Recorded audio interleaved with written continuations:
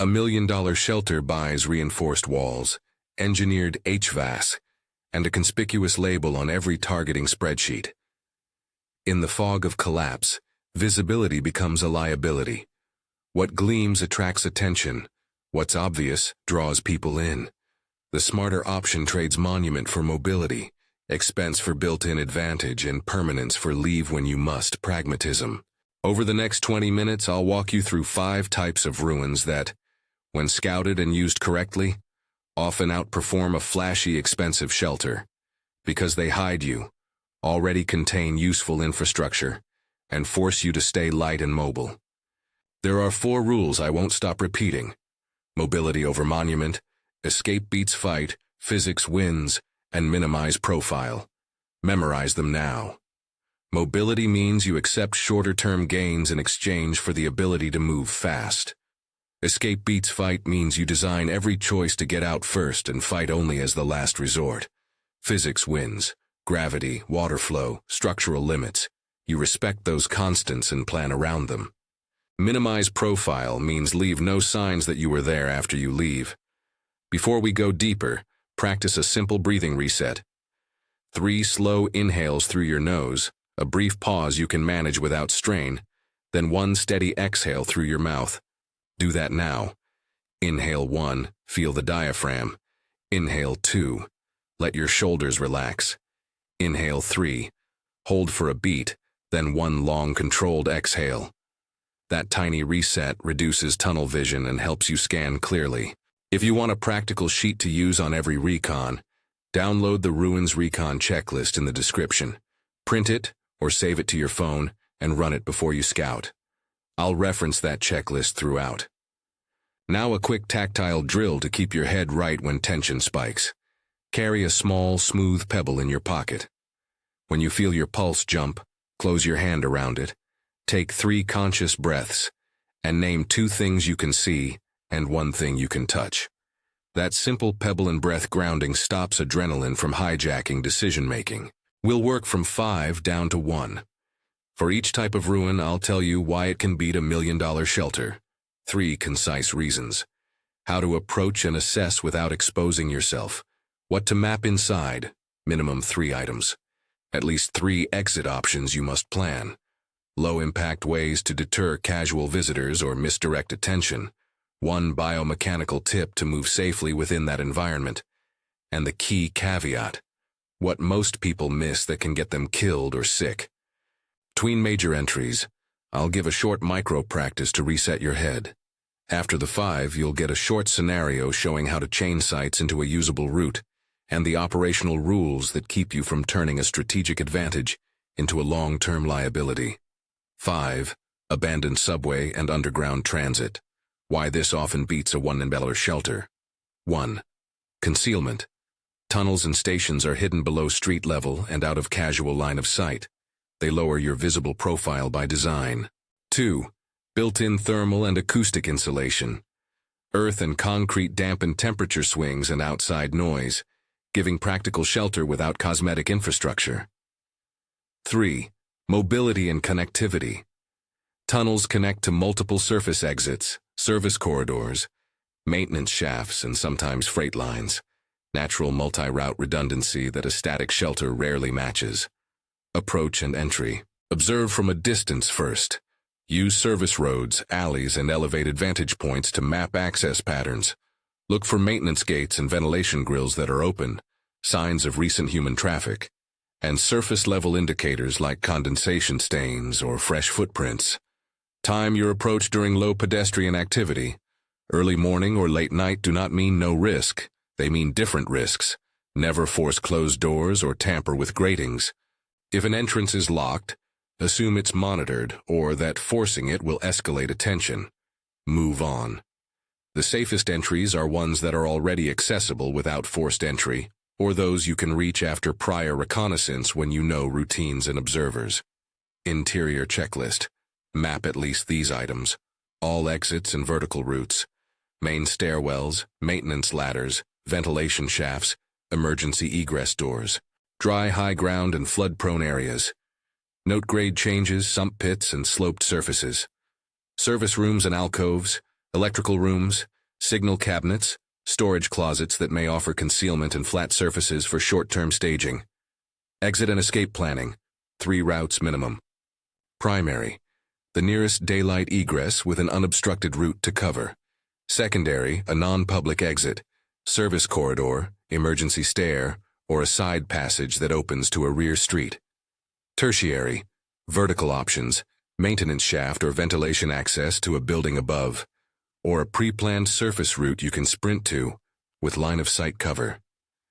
For every exit, identify how fast you can clear the distance under load, and where you can change direction or duck into cover. Minimal fortification and deterrence. Avoid permanent changes. Use camouflage, low-profile tarps that look like debris, clothing draped strategically to mimic abandoned personal effects, and scent masking.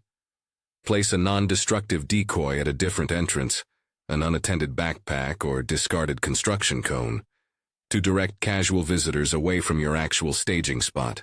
Use soft barriers like furniture or debris to slow movement into your immediate area, not to lock people out. Never bolt or weld doors. Keep light and noise discipline. Sound echoes in tunnels. So when you need to make noise, do it on your terms and be prepared for rapid egress. Biomechanical tip. Tunnels can be slick and uneven. Keep a low center of gravity. Take short steps, place your feet deliberately, and use a 3-point contact when moving through stairwells or narrow vertical passages, 2 feet and a hand or 1 foot and 2 hands when holding a rail. This reduces falls and conserves energy. Caveat: flooding and water contamination are real dangers. Subways are drainage conduits. Seasonal storms can push water quickly into low points. Mold and biofilms thrive in damp, dark systems. Don't sleep directly on wet concrete. Electrical hazards are present where track power or service equipment remains. If you encounter standing water of unknown origin, withdraw, mark the area, and move to higher ground. Unexploded ordnance is less common here, but possible near former industrial yards that feed lines. If something looks like munitions or chemical residue, withdraw immediately and report it to authorities if possible. Micro-practice, the one-step buffer. Stand where you can see 3 exits. Take 1 deliberate quarter step back and establish a breathing rhythm. Inhale for 3 counts, exhale for 4. This one-step buffer is a mental and physical reset that creates distance between you and immediate threats, even when you remain in position. 4. Decommissioned water treatment plants and pumping stations. Why this often beats a $1 shelter. 1. Built-in water infrastructure. Redundant tanks, gravity-fed piping, and mechanical systems mean the site was designed for water storage and distribution. 2. Security laydown.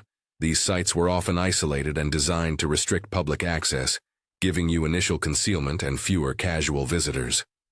3. Redundant utilities. Pump rooms, generator spaces, chemical storage areas, and office space can temporarily support staging and sorting supplies. Approach and entry. Treat these sites with extreme legal and ethical caution. Many remain critical infrastructure on paper. Trespassing can have legal consequences and public safety implications. Observe from a distance first. Look for maintenance gates, service roads, and employee access points. Prefer overtly open or derelict sections that do not require forced entry. Do not tamper with valves, meters, or control panels. If equipment looks intact or actively monitored, move on. When you do enter, maintain strict contamination awareness. Chemical residues and treatment byproducts can be present. Interior checklist, map at least these items. Dry storage and mechanical rooms. Identify generator rooms, chemical feed areas, and tank access hatches. High ground inside compound, elevator shafts, raised catwalks, or stair towers that keep you above possible flood points. Water sources and access points. Cisterns. Overflow drains, utility closets that might offer closed plumbing or storage potential. Exit and escape planning, 3 routes minimum. Primary. The main service gate or employee exit you observed during approach. Secondary. A compound perimeter gap or maintenance fence line that opens to cover. Tertiary. rooftop access or elevated service walkway that drops you outside the main gate line of sight. Always plan an exit that puts distance between you and the street quickly. Minimal fortification and deterrence. Don't modify infrastructure. Instead, create non-destructive visual deterrence. Low-effort, reversible cues that suggest recent human activity somewhere else. For example, leave a small pile of visible trash or a tarp at a remote corner of the compound to draw attention. Use scent neutrality. Avoid cooking or strong-smelling substances inside water-handling spaces. Maintain a low thermal signature at night by avoiding open flames and bright lights, and leave no obvious trails from the gate to your staging area. Biomechanical tip. Heavy floors, graded catwalks, and wet surfaces are common. Use your feet to feel the surface before committing your weight. Test a step with a controlled shift of center of mass. When carrying loads, keep them high and centered to retain balance on graded walkways. Long strides are risky here. Caveat. Legal and ethical complexity is acute. Tampering with water systems can endanger public health and may be prosecuted. Chemical residues, chlorine, coagulants, and other treatment chemicals are hazardous. If you detect strong chemical odors, corrosive residues, or unusual staining, withdraw and don appropriate PPE. Never manipulate valves, open reservoirs, or operate pumps. If you encounter equipment that looks active, do not attempt to use it. Treat the site as temporarily useful for staging only and avoid prolonged occupation. 3. Masonry cathedrals and civic buildings. Why this often beats a one-baller shelter. 1. Structural resilience. Solid masonry, thick walls, and large thermal mass provide stable interior temperatures and noise attenuation. 2. Vertical layering and sightlines. Balconies, crypts, towers, and clear-story windows create observation positions and multiple egress points. 3. Distributed spaces. Multiple rooms, storage closets, and enclosed alcoves allow small teams to separate tasks, medical care, watch rotations, and supply sorting, without centralized congestion. Approach and entry. Use distant observation to learn schedules, deliveries, volunteer movement, and any restoration crews. Point your attention to secondary entrances, service doors, basement access, or side chapels that are often less policed. Respect the site. These buildings may still have caretakers, historical protections, or worship activities. If you discover active use, move on. Opt for entry points that are visibly unsecured. Never force doors. Keep noise low. Stone amplifies sound. If safe, enter during naturally occupied hours to reduce suspicion, then assess during a low-traffic phase. Interior checklist. Map at least these items. All vertical routes and hidden connecting corridors. Stair towers, trapdoors, and cellar entrances. Dry storage spaces and enclosed rooms that remain weatherproofed. Closets, sacristies, vaults, and administrative backrooms. Structural weaknesses or hazards. Loose masonry, weakened flooring, and areas subject to water ingress. Exit and escape planning. 3 routes minimum. Primary, the main side exit you identified with a clear pathway to cover. Secondary, a bell tower or rooftop descent route that leads you out of the main visibility envelope. Tertiary, underground crypts or connected cellarways that open to external alleys beyond the main facade. Always plan a route that allows you to change elevation quickly. Vertical escape is often cleaner than a street-level sprint. Minimal fortification and deterrence. Use reversible measures. Rearrange movable furniture to create sightline blocks. Hang old banners or cloths to signal active restoration in parts of the building you don't occupy. And use low-visibility camouflage for small supply caches. Avoid burning candles or open flames that may trigger alarms or actual fire risk. Place inert decoys on visible benches or pews to suggest casual use and deter deep searches. Biomechanical tip. Stone floors are unforgiving. Reduce impact on knees and back by taking shorter steps and using soft-soled footwear where possible. When climbing tower stairs, maintain 3-point rhythm. 2 steps, breath, hand on rail. Carry loads against your torso to preserve balance. Caveat. Structural collapse is a live risk in neglected masonry. Look up and note ceiling cracks, bulging walls, and moisture stains.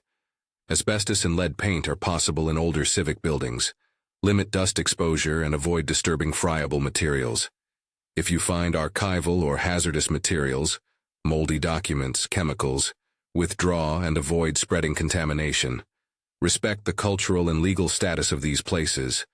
Long-term occupation can cross ethical lines and draw legal consequences. Micro-practice, tactile grounding. Slide your pebble into your hand now. Close your fingers around it and take 3 calm breaths. Then name 3 features you can see around you and 1 sound you can hear. This short reset clears cognitive fog and helps you make a measured decision about whether to dig deeper into any interior. 2. Decommissioned forts, bunkers, and armories. Why this often beats a $1 shelter. 1. Designed for defense and redundancy. These sites were built with multiple layers of ingress control, redundant rooms, and robust structural protection. 2. Observation advantage. Elevated parapets, embrasures, and cleared approaches provide natural observation points and long sight lines. 3. Storage capabilities. Armories and supply rooms, even decommissioned, were organized for durable, long-term stockpiles, useful for short-term sorting and staging. Approach and entry. These sites often sit on strategic ground and may be cached in public memory. Observe approach roads, patrol patterns, and any modern reuse. Approach from low-visibility angles and schedule visits at times when staffing or tourism, for preserved sites, is minimal. Many forts have perimeter fences. Do not force these. Seek areas where fencing is degraded or gates remain unlocked. Never cross functioning security perimeters. Note signage and public information. Some decommissioned sites are active heritage sites with cameras. Interior checklist, map at least these items. All lookout points and firing positions that provide overwatch. Towers, parapets, and roof lines. Internal supply and storage rooms. Cellars, magazines, and former armories. Map for capacity and ease of exit. Ventilation and escape routes. Old service tunnels, sally ports, and postern gates that may connect to roads beyond the primary approach. Exit and escape planning. 3 routes minimum. Primary, the main gate with a clear route to cover. Secondary, a sally port or smaller service exit that bypasses main roads. Tertiary, external terrain egress, wooded ridge lines, drainage gullies, or legacy back roads leading away from the fort. Always have a plan to get from elevated observation to ground cover quickly. Minimal fortification and deterrence. Use the site's existing complexity. Position low visible gear in alcoves that blend with the structure.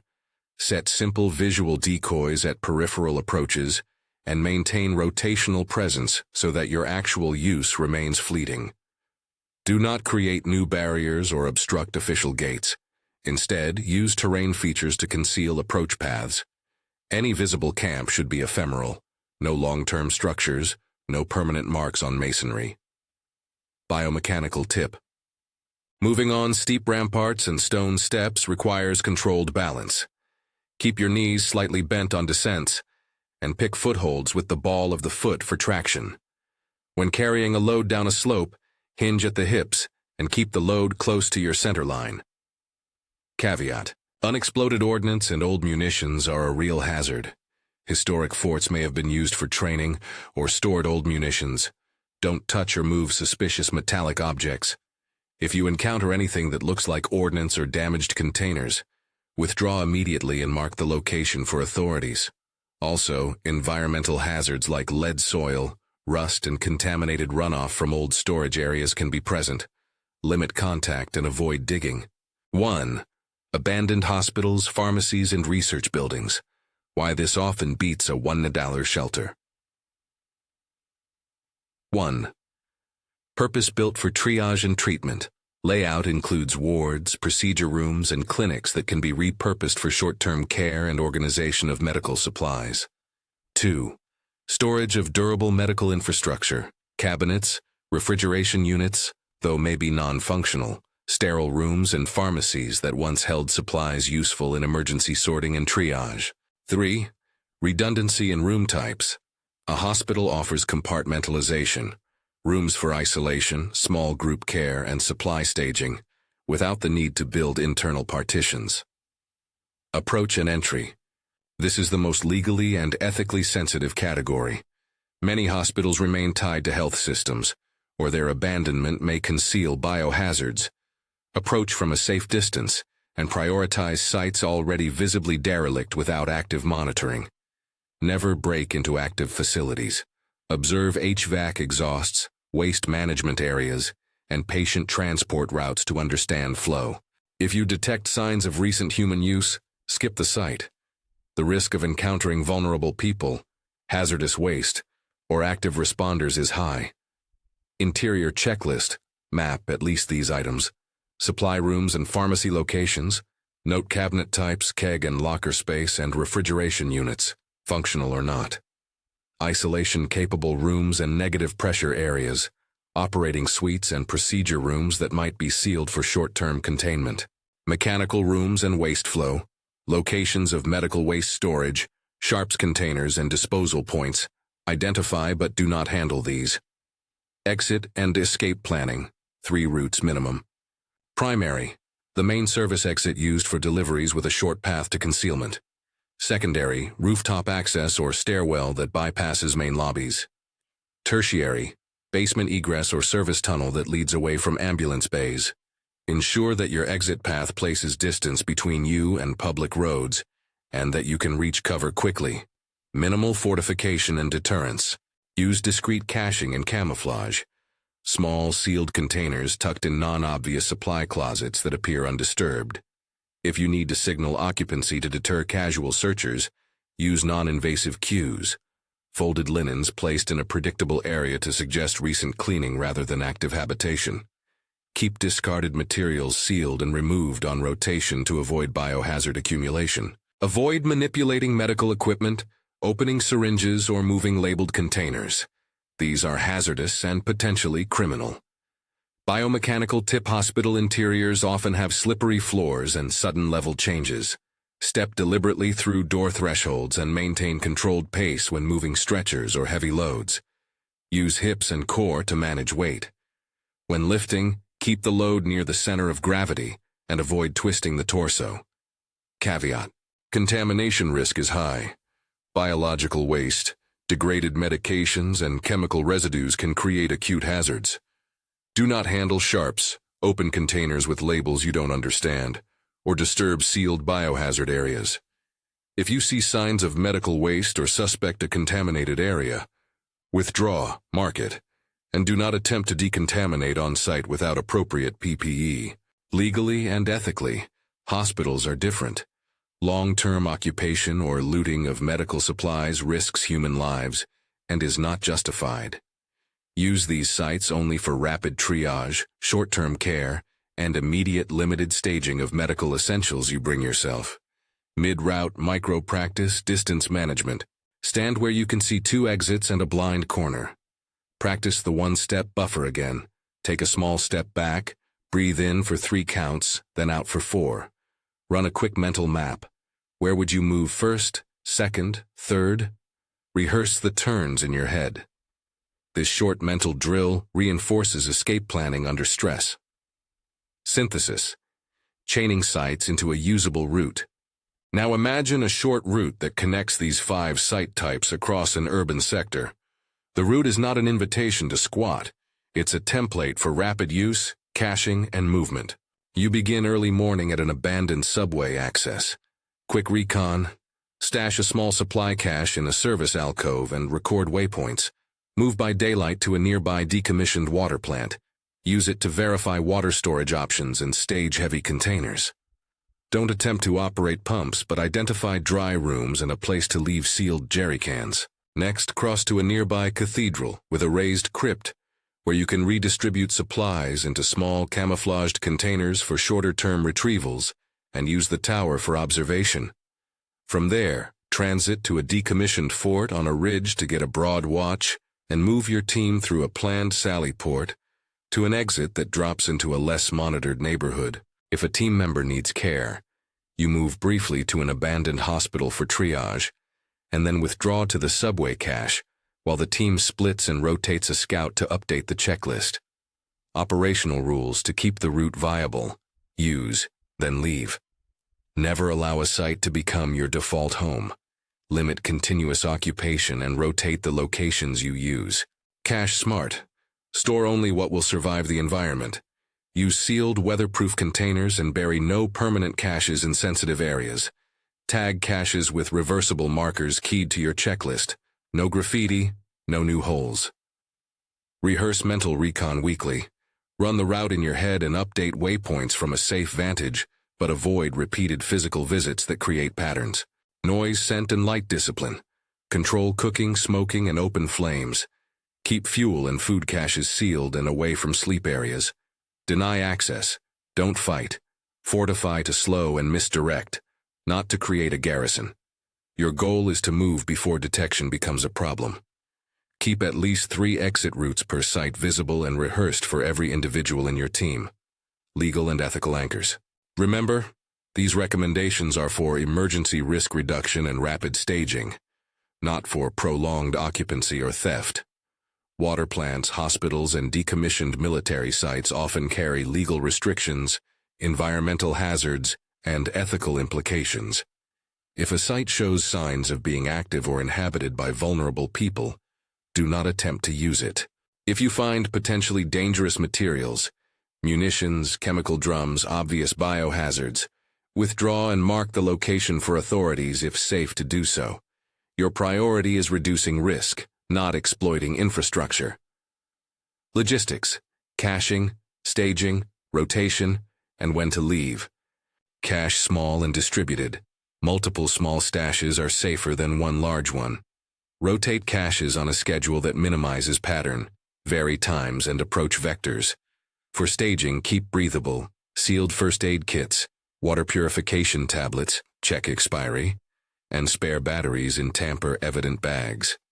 Refrigeration and pharmaceuticals degrade. Do not count on temperature-sensitive meds being usable if refrigeration is lost for long. Prioritize durable supplies. Deciding when to leave is simple and non-romantic. Leave before a site's usefulness declines or risk increases. Signs that you must vacate immediately include increased foot traffic, signs of long-term habitation by others, active restoration crews, structural changes, new fencing, boarding up, or any smell or evidence of chemical or biological hazards. The one unarguable rule: you leave while you can still leave on your terms. Short drills and micro-practices to train now. Breathing reset: 3 calm nasal inhales, short manage pause, 1 slow exhale through the mouth. Use before entry and after any high-stress encounter. Pebble tactile grounding. Hold a small object, feel its warmth, name 2 visible and 1 tactile feature. Regrounds decision-making. 1-step buffer, step back a single small step, reset your stance, and scan 3 exits. Use this when you first enter a complex interior. Distance management rehearsal. Set a timer and practice moving from point A to B while keeping low profile. Simulate carrying a 20-30% load to build realistic timing estimates. Common mistakes and how to avoid them. Settling, believing a ruin is a home. Avoid emotional attachment. Structures change, use, then leave. Period. Over-investing in fragile systems, counting on power, refrigeration, or water pumps without fail-safe. Plan as if generators and pumps are out of service. Visibility creep, leaving rubbish, cooking fires, or obvious trails. If you must cook, do it off-site and burn at a time when smoke won't draw attention. Ignoring human factors, failing to train for low-light movement, sleep disruption, and decision fatigue. Regular micro-practices reduce cognitive errors. A practical checklist you can memorize, 5 lines. 1. Observe from distance. Never force entry. 2. Identify 3 exits and a high ground point. 3. Cache small, sealed, and distributed. 3. Use brief reversible deterrence. No permanent changes. 5. Leave early, rotate frequently. Final recap: 1 line per ruin. Abandoned subway. Hidden, thermally stable, multi-exit redundancy. Decommissioned water plant. Built for water, isolated, but legally fraught. Masonry cathedral civic, thermal mass, vertical options, and complex spaces. Decommissioned fort, bunker, armory, defense-grade structure with observation advantages. Watch for ordnance. Abandoned hospital, pharmacy, medical layout and storage useful for triage, but highest contamination and ethical risk. Closing operational rules. Mobility over monument. Move before you are forced. Escape beats fight. Prioritize exits, not barricades. Physics wins, respect water, gravity, and structural limits. Minimize profile. No permanent markings, no long-term fires, no patterns. Train routinely, breathing resets, pebble grounding, one-step buffer, and route rehearsals. When in doubt, withdraw. Contamination, unexploded ordnance, and legal exposure are not worth short-term gain.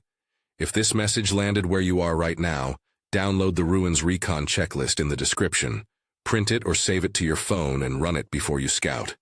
It's designed to match the structure we covered. Approach, interior map, triple exit plan, minimal fortification notes, and the micro practices. Use it, rehearse with your team, and update weekly. If you want deeper, hands-on walkthroughs for each ruin type, site-by-site reconnaissance tips, non-destructive concealment methods, and team drills, subscribe and join the deep dives. I'll post full walkthroughs that respect legal boundaries and focus on risk reduction, not occupation. Keep your kit light, your recon quiet, and your exits practiced. Remember the title, The Truth About 5 Hidden Ruins That Surpass 1 millimeter shelter safety. Ruins don't sparkle. They offer concealment, built-in systems, and a forced minimalism that expensive shelters often can't buy, mobility. When you trade spectacle for low visibility and plan every visit around getting out, these structures become force multipliers for survival. If you respect the risks, rehearse the drills, and refuse to make a ruin your home.